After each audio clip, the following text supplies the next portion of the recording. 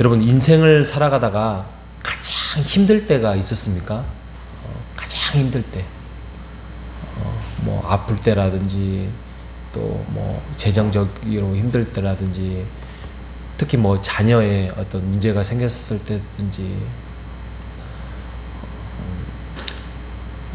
최근에 저기 준수가 자대 배치를 받았는데 3군단으로 결정이 났습니다. 3군단이 어디냐면 강원도 인제, 거기가 있습니다. 그래서 다음 주에 이제 그쪽으로 가야 되는데, 기도를 많이 했는데 강원도면은 이제 인제 안에서 또 어디로 갈지를 모르는데, 그래도 이제 군종병이잖아요. 그래서 그나마 뭐 아무튼 티오가 분명히 하나님의 뜻이 있을진데 아직 기도가 부족했나? 이런 생각을 갖게 합니다. 늘 우리의 연약함이 그렇습니다. 근데 아까도 말씀드렸지만 우리의 인생에도 가장 힘들 부분이 있었죠. 우리 장로님, 권사님, 집사님들 보면 있었어요. 근데 가장 힘들 때가 나라가 망했을 때 아닙니까? 우리가 일제시대 뭐 그때 뭐 6.25 그때 뭐 그때를 경험해 보지 못했지만 나라가 망했다는 거, 나라가 없어졌다는 거. 근데 나의 옆에 있는 사람들이, 나의 친한 사람들은 뭐 친일 행적을 한다든지 아니면 북한의 편에 서서 승승장구하는 그 모습을 보면서 배신감도 느끼고, 나는 신앙을 지키면서 또 믿음을 지켜나갈 때에 많이 우리의 인생의 신앙의 선배들이 그런 목숨을 걸고 순교를 했을 때에 그 모습들을 보면은 얼마나, 그 영화에서도 보면은 치밀어 오르는데, 지금 에스겔의 이 분위기가 그렇습니다.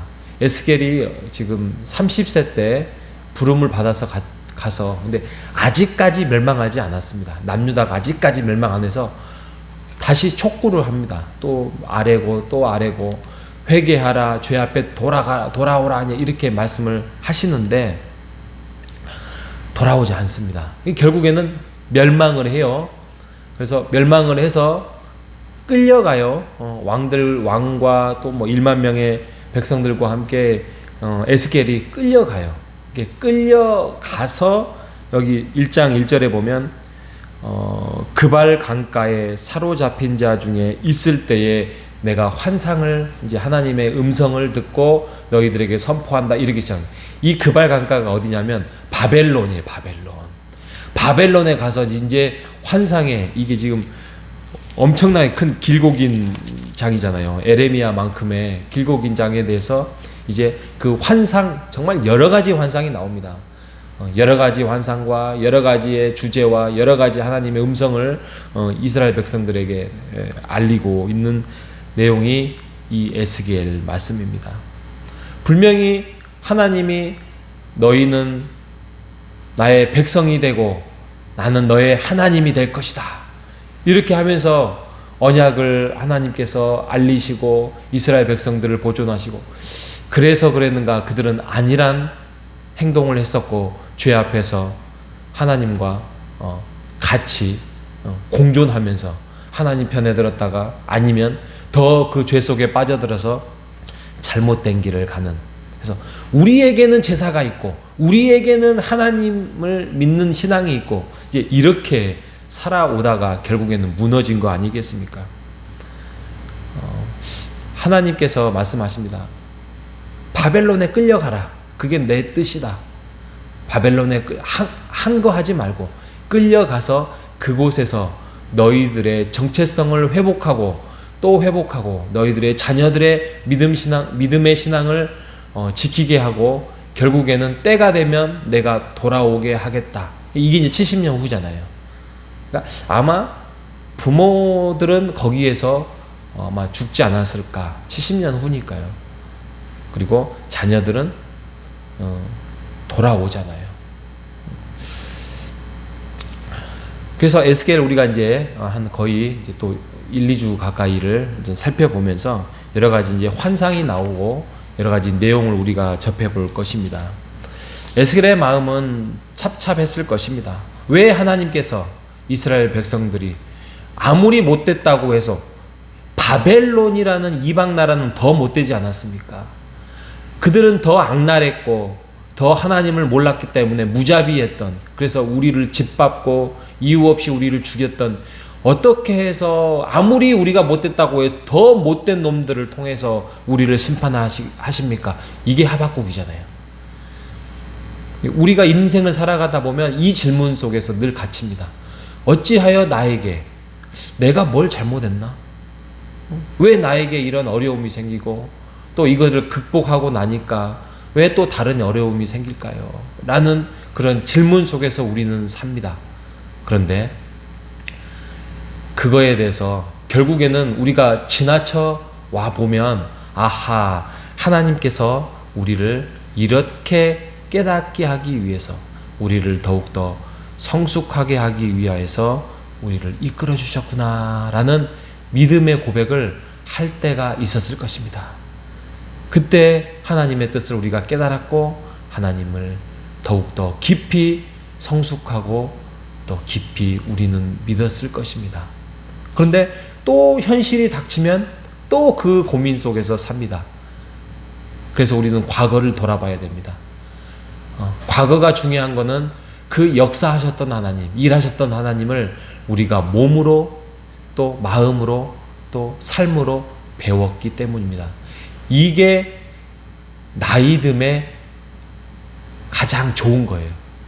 나이 들어서 몸이 아프고 힘들고 그러지만 이게 경험치가 쌓였다는 거예요. 그래서 우리가 지금도 아직도 우리는 건강하잖아요. 10년 후에 우리의 모습 속에서 그때 그 어려움, 그때의 그 고난을 내가 그때는 몰랐지만 하나님의 믿음과 말씀과 기도를 통하여서 이렇게 극복하고 하나님께서 나를 깨닫게 해주셔서 내가 그것을 뚫고 지나왔습니다 라고 고백할 수 있고, 그것을 성숙하지 못한 자녀들에게 전수할 수 있는 것이 우리의 몫입니다. 우리가 이 에스겔 말씀을 통하여서 다시 한번 하나님의 뜻을 우리의 현실에 맞닥뜨려서 극복해 나가시는 여러분 되시기를 바랍니다. 우리에게도 에스겔과 같은 영적인 제사장으로, 영적인 선지자로 부르심을 받은 우리는 그리스도인입니다. 그거는 목사님들이 하고, 그건 선지자들이 했었고, 그거는 신학자 교수들이 합니다. 아니, 그게 아니고요. 모든 그리스도인은 선지자고 제사장입니다. 우리가 선포할 때는 선포해야 되고, 또 우리가 그걸 감내할 때는 감내해야 하는 영적인 제사장이고 영적인 선지자입니다. 우리가 이 일에 대해서 어떠한 상황에서든지 뚫고 일어서고 또 하나님을 의지하고 하나님의 뜻을 구할 것입니다. 그리고 깨달을 것입니다. 그리고 제가 초반에 준수를 이야기를 했지만 분명히 준수를 통하여서 그곳이 아무리 척박한 땅이라 할지라도 하나님께서 우리 아들을 또 여러분의 자녀들을 새롭게 일으켜 세우리라 확신합니다. 여러분, 소망을 잊지 마십시오. 자녀들을 위해서 기도하시고 또 그 자녀들의 믿음을 위하여서 여러분들이 먼저 앞서간 선배로서 믿음의 본을 보여주십시오. 우리가 할 수 있는 것은 이제는 아무것도 없습니다. 아무것도 없습니다. 이제는 그 자녀들을 위해서 기도하시고 그 자녀들을 위해서 여러분의 믿음의 본을 이 교회 안에서, 이 문흥동 지역 안에서, 이 광주 땅에서 빛을 발하는 우리 모두가 되시기를 주님의 이름으로 축복합니다. 하나님 아버지 감사합니다. 에스겔 말씀이 시작되었습니다. 에스겔 말씀을 통하여서 하나님께서 왜 그들이 무너질 수밖에 없었고, 하지만 무너졌음에도 불구하고 다른 나라에 끌려갔음에도 불구하고 많은 선지자들을 통하여서 돌아오리라, 회복하리라 라는 메시지를 하나님께서 이스라엘 백성들에게 알리십니다.